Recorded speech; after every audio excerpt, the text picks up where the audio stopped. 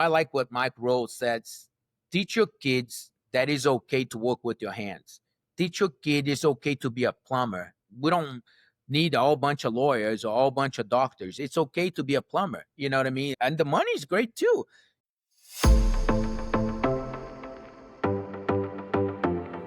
You're listening to Titans of the Trades. I'm your host, Ryan Englin, author of Hire Better People Faster and creator of the CoreFit hiring system, a proven process to help growing companies attract and retain only the best.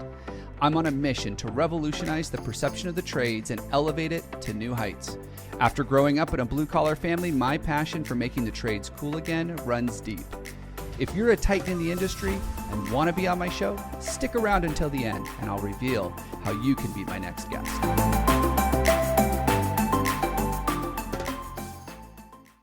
Welcome back to another episode. I'm your host, Ryan Englin, and today's guest is not only an influencer, an educator, someone who has a vast amount of knowledge in the roofing industry, but he also understands what it takes to future-proof your company and get it ready for the next generation. Melvyn's been in the roofing industry for a long time. He's been in the manufacturing side. He's seen what goes on behind the scenes, and we're going to dig into that a little bit today. Right now, he's actually working with the Maintenance Academy as an educator. He loves educating the next generation, educating your existing employees. Has some really great ideas on what you can do to grow and scale your team. So I want to welcome today's episode, Melvyn Scofield. Melvyn, welcome to the show. I appreciate you having me here. This is a extremely honored. Just met you a couple months ago, and now got invited, and then I'm here. I can't wait for the conversation. No, we got to talk for a few minutes before I hit record. I mean, we were already having a blast. We should have recorded that. We would almost be done. I'm looking forward to this. You've got a background in roofing, and you've got this no BS style to you that I like. Like, you don't sugarcoat stuff. You just call it out the way it is. I think we're gonna have a really good conversation. But before we jump into that, tell our listeners a little bit about your background. Who is this Melvyn guy, and why do they call you the Iowa roofing guy? So it's funny that Iowa roofing guy came up with with the customer actually. Okay. I was taking care of customer. He's an older guy, been in construction. He was a builder. And this is maybe 3 years ago, and every guy that met with him, it was like, oh, I'm going to do your roof. I'm going to do your roof. And I told the guys, like, hey, listen, you probably have a lot of guys knocking because it was a Clive storm, right? And it's right up behind a backyard in Iowa, in Des Moines, right? And the guys say, like, so what are you offering, Melvyn? I was like, well, listen, I'm not going to say I'm better. I'm not a ninja. Right? Because they're all going to say they're better. I'm not a ninja. I'm just going to say I'm different. When I get your job, right, I knock on your door, and I'm trying to help you get the most of it, like the scope of the roof, take care of your roof and move on. And I'm different. I'm going to take care of your project like it's my own house. And I'm your roofing guy from now on. You're going to have me forever. So he looked at me, he backed up, and he's like, man, you're really the only guy that told me that you're going to be different. Everybody else said they're going to be better. I was like, well, I can't compare myself to a guy that's been in the business for 20 years or 30 years or 20 years. I've been in the business for that much. I like to learn more, and I like to take care of people. That's really the core of my personality. You know what I mean? Learn more about it, understand the whole people, understand the roofing, you know what I mean?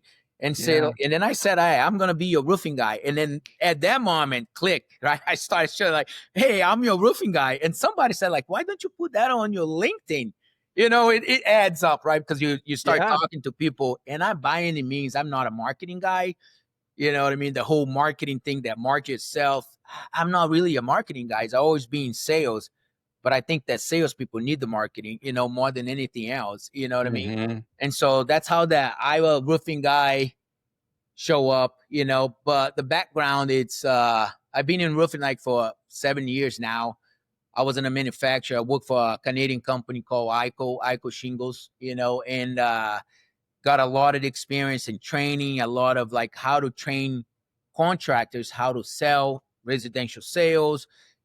So got a really good foundation of it, you know what I mean? And then in COVID, we got like some furloughs with the company. I was out, I say that to people all the time, furlough, laid off. I got fired, right? For me, that's the whole intent anyways. I got fired in the middle of the pandemic, and transitioned to the roofing contract company. And it was a very smooth transition. Like when the perception of people, homeowners, are you selling to homeowners, then you selling to contractors, right? So it was a good time. It was easier to sell, with all the storms that happened in Iowa. You know what I mean? And a lot of people like worry about the COVID. I wasn't really worried about it. And then from there, I got in a second company. Now I'm transitioned to a third company. Yeah. Yeah. And I know that education's big for you. You love educating your customers. I know you love educating your team. I know you love being on podcasts and educating. And education is something that just runs in your blood. And that's something that you're up to right now that you're working on with Maintenance Academy, is being able to help educate people, share this information. I feel like a lot of contractors feel, hey, this is my trade secrets. I can't educate people because then I give away the trade secrets. Well, here's the new flash. No one's going to get up on their roof and put up a new roof. It's not going to happen. So you can share that stuff. So talk to me a little bit about that. What's your philosophy on education? Where do you think most of the industry gets it wrong? Because I know you spend a lot of time with property managers. Help educate them. Help them understand that. Yeah, so this is funny, right? Because I'm gonna give a shout out to Mark Sharp, the guy that was invite me to be part of the educator on the Maintenance Academy, right?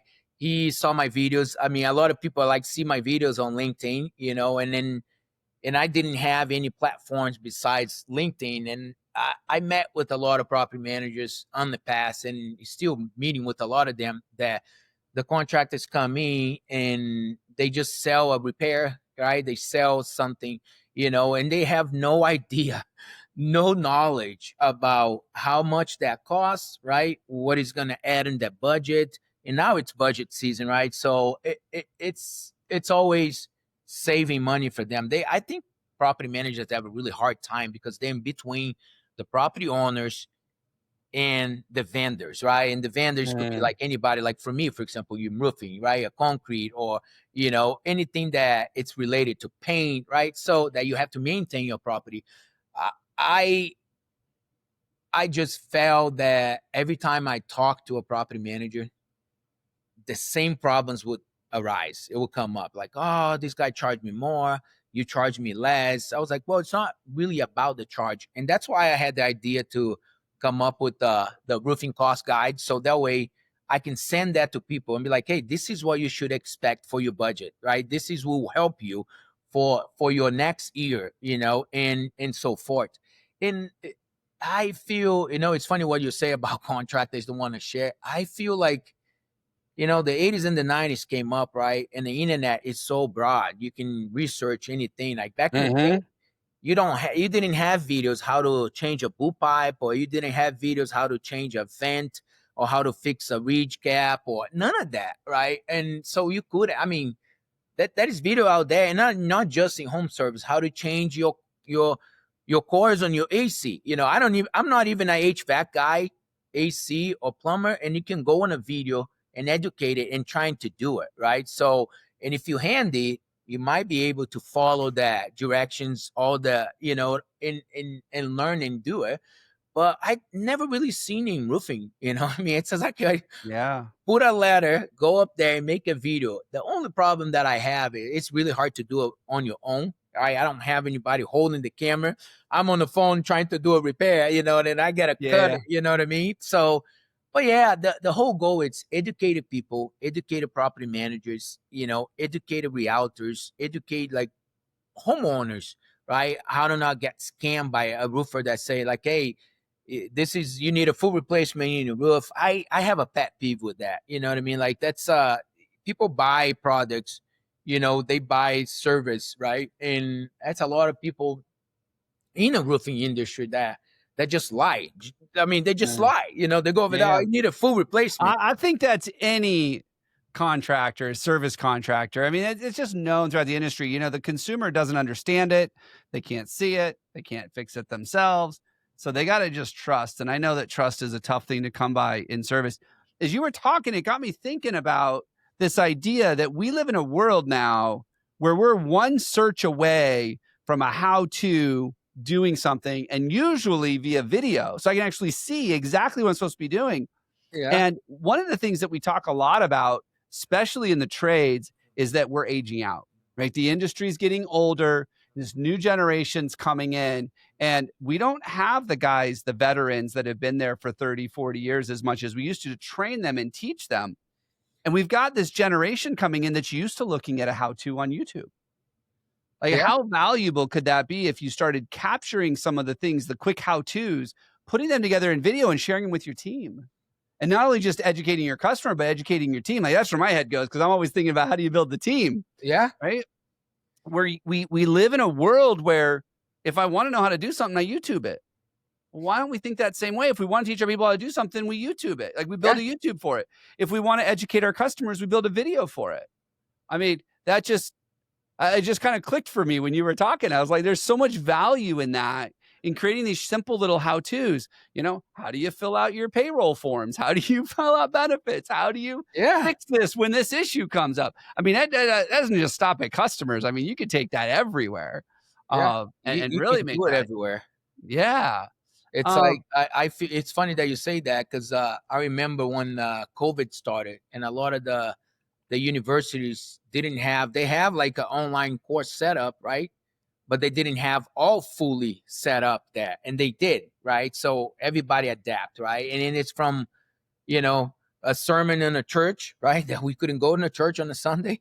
Now they have to stream that sermon. You know what I mean? So yeah, you have to adapt to the environment, right? So the environment is asking for videos, and it's yeah. everywhere. It's not just in the trades; it's with everything. You know what I mean? And this new generation, they are on the iPhone 99% of the time. You have to create videos that they can see, short videos, because they span attention is so short, right? So if you put a 15 minutes video for people, they're like, I don't want to hear this guy. You know what I Yeah. mean? It's a minute. You got to get to the point. You got to deliver the message, and you get out. You know what I mean? And I mean, it's with everything. We got short attention spans in this world. That's why YouTube Shorts and TikTok Shorts and Instagram, like, they're all short. Like, we have short attention spans. So I want to ask you a question. I deal a lot in the trades, and one of the things that people talk about is how no one wants to work in the trades anymore. Everybody's lazy. Everybody's entitled. Like, no one wants to work. I'd love your take on that. Like, you're seeing it. You're on the front line.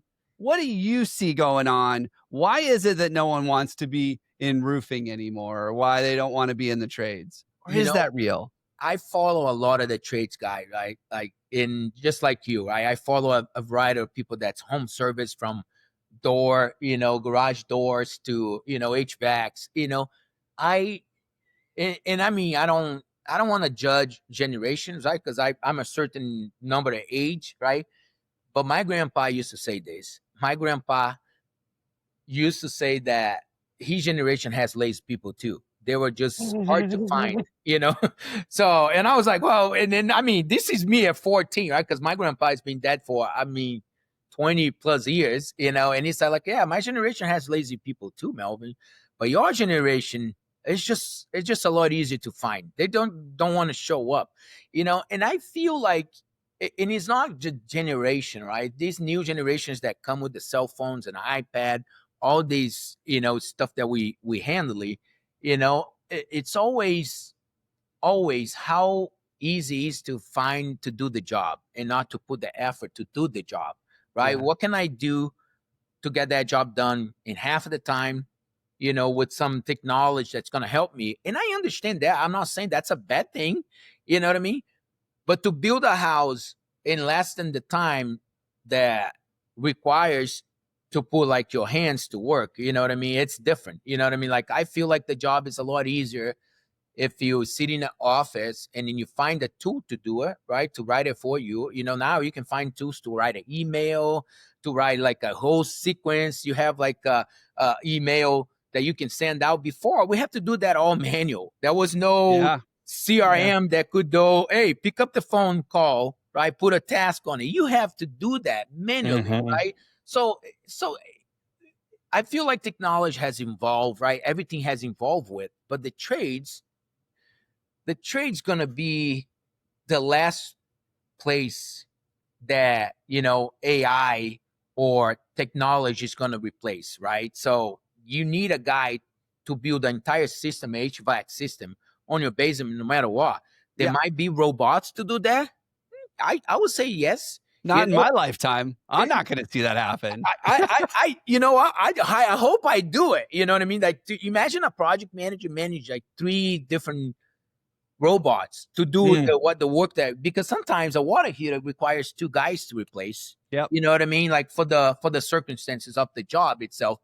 But I'm seeing like prototypes for roofing, you know, like machines that go in the whole facet of the roofing, AI, all, you know, like, you know what I mean? And they can do the job, you know, and I mean, that's going to change a lot in the labor, right? A lot in the laws and requirements. It can save a lot of money. And I'm be honest, Ryan, I don't think that's like, I think in 10 years, we're going to have like a roofing crew with robots on the roofing, you know? I think there will be robots. There could be robots on the roof with a crew of highly experienced or highly knowledgeable roofers. I Yeah. think the day where all of a sudden a truck rolls up and 6 robots get out and they climb up to my roof and they take care of it all with no human interaction, I don't think that's happened in my lifetime. We've got a rebar contractor that we work with, and they're experimenting with robots. And Is that right? yeah, when they're laying down, like for bridges, they've Yeah. got to lay down all the rebar, put the pans in, then they can put the concrete on top of the rebar. Yeah. Well, that's backbreaking work. It doesn't require a high level of skill, just a high level of dexterity Yeah. and just exercise. And well, they've built a robot that sits on the same rails that the concrete machines sit on, and it sits there and it ties all the rebar and it goes and it ties it. Ah, But you know what? It still needs a human being to run it, to fix it when it breaks, to yeah. reload it. Like it's not like it's autonomous. You Yeah. still need people. But what it did was it saved him 1 or 2 crews that he could go put on other jobs that robots can't touch. Yeah. So I see some of it out there. Like there's probably going to be a robot that can help them with either tearing off or maybe there's a robot that's able to scale the ladder and bring the shingles up or whatever. Like that stuff might happen, but it's not going to replace the human. I think we're a long, long ways away from that. I mean, even look at manufacturing. Everybody thought that the robots were going to place humans in the manufacturing plants, and it didn't. There's still humans there. In fact, we need more humans now with higher skills and they're higher paying jobs. Like the more we automate, the more it does. I read this study, McDonald's, they put the kiosks in. Yeah. Right? Yeah. And they thought that by putting the kiosks in, everybody thought, oh my gosh, you're not going to need people to work at McDonald's. Did you know the average McDonald's with kiosks now employs more people than they did before the kiosks? Yeah, that's awesome. They employ more people now at higher paying jobs because it's not just cashiers. They need more people in the kitchen. They need more customer service because it has streamlined the process of people ordering. They still need people to be there to serve. And so I feel like it's an add-on, right? Yeah. It's not like replacing, but add-on. You know what I mean? For me, AI is just, robots or AI or anything that's made for make better. You know what I mean? Like nowadays, I remember the first time you told me about Perplexity. You know what I mean? Like I was like, what? And it's like, yeah, Melvyn, you should check it out. And I did. And I was like, amazing how, you know what I mean? You can put an email together. And in my case, right, I'm a foreigner myself. Right? I didn't grow up in the US. English is not my first language. Right. So for me, I have a lot of difficulties, in writing an email, a professional email. I'm writing my ideas and I put in Perplexity. And then we're like, oh man, it makes so much better. It's like, and then I go back and, edited what the tool did it for me to put my thoughts together. And I was like, man, I can use these as my grammar, my office assistant. You know what I mean? Like I feel so much more comfortable. You know what I mean? But I write better emails now. Thank you, Ryan. Hey. And you know what? I think that there's a place for AI, and I think it's going to help us with certain things. I used to struggle writing emails, and sometimes it's a lot easier using AI. I know that there's a company out there that's putting cameras on job sites, and it can actually tell if people are wearing their PPE. And so if not, it can flag it. So we're starting to see AI do those kinds of things. Does that replace site safety managers? No way. Yeah. But what it does is it makes sure that there's eyes on everybody so everybody's safe all the time. So if the site safety manager is dealing with something, there's still the equipment there supporting and helping them. I think it's a lot. I think that too, we're going to run into this idea that a lot of the knowledge that's out there is going to retire or pass away, Yeah. and we're not Yeah. capturing it. We're not doing anything to train the next generation. Not like we should. Like, I Yeah. know we're doing it, but I run into so many contractors, especially on the residential side, that are like, I just need someone seasoned. I don't have the time to train them. I don't have Yeah. the time to train them. I just need someone seasoned. And it's this mindset that, well, someone else will train them. I don't have to. Yeah, it's on my job. It's funny because I train a lot of people from my first company that I work with, right? From the second and this third company now. I feel like training should be, I mean, someone that is like I said, I'm really into education. I'm really into making myself better the next day, right? And I mean, I don't want to be better than the other roofer. I'm better than me yesterday. You know what I mean? Like it's not really the other roofer, And I trying to I know the manufacturers because I came from the manufacturer side of the things, right? They manufacture the shingles. They always manufacture new products, right? Mhm. Manufacturing is doing new products, is using recycled materials, it's using technology to make a product better for the future, right? To be like less harmful for the environment and things like that. And then as a roofer, my job is okay, learn about what they're doing, what they utilizing, what's the tools, what's the product. They make the product better for the consumer. Now I learn about these and I take to the consumer as an expert. Hey, have you looking at the shingles that utilize, tires as a recycle? This is great. You know what I mean? Because then you can get discount with the insurance company. You put in a product that's gonna outlast the shingle material, that's not going to the landfill anymore. So there is a lot of stuff that goes with the technology. You know what I mean? So I am very focused in education, and I think it's important. And I think guys like me should be better utilized to train the generation. You know what I mean? Yeah. There is not a lot of people that want to learn more. They're like, I'm okay. I clock in, I clock out. I go home. I drink my 6-pack. I'm done. You know Well, what I there's no incentive, right? Like there's no incentive. So when we want people to change, we have to either incentivize them. And the way we've historically done it is we hit them with a stick, like we punish them, or we dangle a carrot. Like, hey, there's more money, there's a promotion. But Yeah. I think I go back to Drive, Dan Pink's book, and I think about, this idea of motivation 3.0. People want autonomy. They want to know that they have the skills, that they can do it on their own. They want expertise. People do want expertise. And I would say that it's not that people don't want to be trained, it's that they don't want to be trained the old-fashioned way. Like, they wanna learn the way they learn, and we talked about it. I know, like, my kids wanna know how to do something, they ask our little home device, right? Like, they ask the Amazon device or whatever, Yeah. and that's what they're used to. Well, guess what? When my kids enter the workplace, they're used to asking questions, and Yeah. if someone's like, "Hey, I don't have time," well, that's how they learn. They grew up learning that way. I think that the older generation, they grew up going to YouTube and going to Google. And if the information's not there because we chose not to create it for them, Yeah. they don't want to learn. But the idea of, hey, you're going to come into a 4-year apprenticeship and you're going to watch and you're going to learn, those days are over. Like the world just moves too fast. We have to rethink it, which is why I think we have programs out there that are doing the virtual reality, right? We've got Skillet right now that you can go on and you can get your OSHA certifications and you can learn about these different things. Like people are saying, hey, how is the modern generation learning? Let's build learning and training for them. And I think that's what we need right now in the trades. Not this, well, they don't want to learn the way I want to teach. That doesn't mean you give up. Yeah. If you want to train people, you've got to learn to teach a different way. And Yeah. I think that's really what we're going. You know what? I mean, Melvin, there's so much here that we could dig into. And I love this conversation.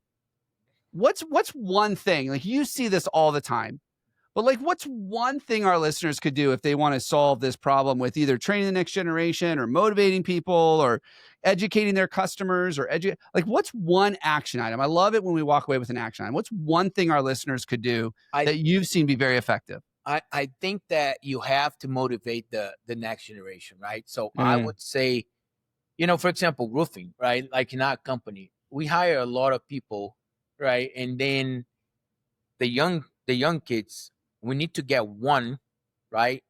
And build that kid so that kid that can multiply to the other kids, right? It get one person because it's like you said, and that's always one that wants to learn more, that wants to be better. That is. So then, getting them that aptitude, doing like personality tests, right? Maybe the onboarding should be more focused on like how to onboard this kid, right? We onboard them in a team, and now that kid, the one that has aptitude to be the quarterback, right? Let's talk about, right? That kid is the one that's going to be the leader, the quarterback. That's the kid we should invest in, right? To multiply, Yeah. and get people excited. The quarterback, the running back doesn't get people excited, you know what I mean? But the quarterback does, right? Something like that. I don't understand football enough to say, It's you know okay. what I I mean? don't But either. when I see it, I'd be like, Yeah. man, when you see like kids like Tom Brady, right? Like that didn't qualify, make the whole story, you know what I mean? We have to do that, those kids on the trades, right? Because we have those. We have those kids that I can see myself in and be like, oh man, that kid he's like excel. When you've got that rock star, you need to make the example out of him. When you've got that kid that says, I want to be at the top, you make an example and you show others, look what's possible. Yeah, exactly. That's And what we you're should saying. do more often with the whole training, marketing, and give incentives, right? If you Yeah. get a 19-year-old electrical guy that wants to learn more and is hungry, you know what I mean? Instead of being a manager scared of losing the job, you should be like, okay, how do I make that kid my example for the entire team? Right? I love it. It's a total backwards, like, It's an abundance mentality, not scarcity. And that's yes. really what it is. We're afraid to teach them because they're going to take our job. No, And you they're going should to be, I elevate mean, you. and that should motivate you to learn more, because if he's gonna take your job, that's great. I mean, I want a 19-year-old come in and be like, Well, I if can you take the can't, job. I tell people all the time, if you can't be replaced, you can't be promoted. So if you want more, you Y- better find someone that can help you with more. I love that, Melvin. That's such a great takeaway. Find that rock star, pour into him, make an example out of him for the rest of the Yes, company. Look what's possible when you put your head down. I know. investing on the growth. You know what I mean? Yeah. It's abundance growth. You know what I mean? Yeah. Not just for you, but for the entire team. And then if you do that, right, you multiply that another year, another year, another year. In 5, 10 years, you have the generation that you wanted of Yeah. trades, like in roofing, in HVAC, in plumbing. It's not just in roofing. I'm a little biased to roofing because that's what I'm doing. But you can do that with any, you know what I mean, with Yeah. the craftsmanship for anything, for a plumber. You know what I mean? You do that, and man, we'll be fine. You know what I mean? We wouldn't be Yeah. hemorrhage Yeah. on the trades and losing the good guys. You know what I mean? Like the older guys, the baby boomers of the trades that they're gonna go away anyways. You know what I mean? But and maybe create a little bit more like I remember back in the day we have classes of like how to work with your hands in schools. I don't know where did that go. You know what I mean? Yeah. Like Yeah. I remember doing like building furniture. You know what I mean? Like, and I still did that when I was younger. Where did those classes go? You know what I mean? Like, Mm. what are we doing that it's making the kids understand that I like what Mike Rose said, something that teach your kids that it's okay to work with your hands. Teach your kid it's okay to be a plumber. We don't need a whole bunch of lawyers or a whole bunch of doctors. It's okay to be a plumber. You know what I mean? And the money's great too. It's not that people look upon on the trade people and be like, I think I have great education. I have like a lot of education, in college, and I'm in the trades now, but it is okay to do roofing. I like it. Yesterday, Yeah. I was doing a repair for free for the customer, and the customer, like, man, you look like you like what you do. I was like, I love what I do, and Yeah. if I didn't like it, I wouldn't be here. You know what I mean? On a 97 degrees on the top of the roof, replacing the vents for the guy. Yeah. You know what I mean? Like, I don't know. It's you have to do what's good for the next generation, make them better. I think that's a great point. It's something I talk about a lot is, we think we got to get into the schools and we got to talk to the schools and everything else. No, we got to get in front of the parents. We got to tell the parents, this is why you should encourage your kids to go into the trades and not just go to college. Yeah, But, those kids are influenced by their parents. And especially if the parents are paying for it, like that's where they're going to go. So getting in front of those parents and making the trades cool. I love to say, I want to make the trades cool again. The trades are cool, but the rest of the world doesn't think they are. So yeah. Melvyn, this has been great. I know you've got a bunch of other wisdom. I know you've been on other podcasts. You share stuff on LinkedIn. How do people get a hold of you? If they want to know more about this guy, Melvyn, the Iowa roofing guy, how do they connect with you? How do they learn more? So I believe in LinkedIn a lot. I've been on LinkedIn. I'm there every day. I'm creating content for people to be more informed. Yeah, you can reach out. I have like an hour, 45 minutes that you can, get a consultation. You don't need to be just a property manager or, like realtor. You can get the link, set up a time with me, talk to me. I do that for new guys, for roofing, for project managers, giving them straight up what they need, And yeah, my LinkedIn is super open. My emails are there. My number is out there. You can call me, you can text me. I get a call from people sometimes that, I just want to generally help people, make them better. You know what I mean? And then I say that all the time. If I can make you better, I accomplish something new. You know what I mean? It's just the way it is for me. Go on my LinkedIn, send me a message. I'm super open to that. Awesome. Melvyn, thank you so much for being on the show. It's been a great conversation. I think we dug into a couple of different things, and then we finally found our groove around the people and what's going on and how we get ready for the next generation. So thank you so much for that. For those of you listening right now that want to connect with Melvyn, make sure you check him out on LinkedIn. We'll have those links in the show notes. Melvyn, thanks again for being on the show. Oh man, this is awesome, man. I appreciate your time. Thank you.